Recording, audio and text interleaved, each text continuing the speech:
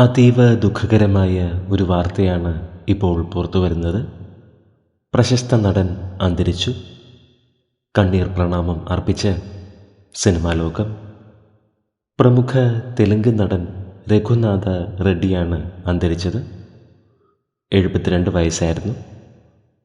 ഒരു മാസം മുൻപാണ് നടൻ്റെ മകൻ സുധാകർ അന്തരിച്ചത്.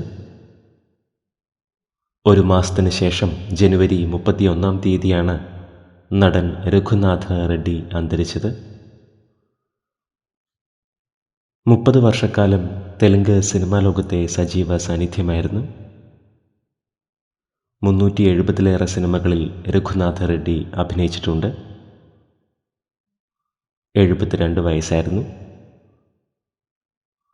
ആത്മാവിന് നിത്യശാന്തി ലഭിക്കട്ടെ എന്ന് നമുക്ക് പ്രാർത്ഥിക്കാം.